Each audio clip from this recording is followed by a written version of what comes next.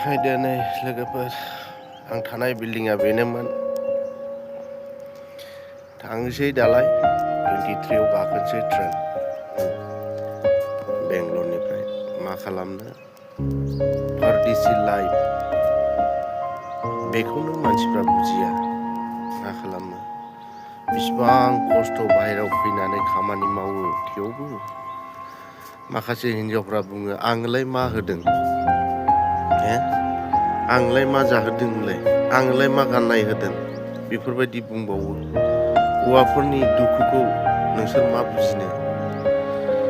जोनोमनिफ्राय जों बुजिनो रोंनायनिफ्राय बाहेरायाव खारनानै बोरायजासिम बिमा बिफाजों थाफानो मोना बिसिबां मेगनाव मोदै जोंनि गोसो गोरबोआवसो दङ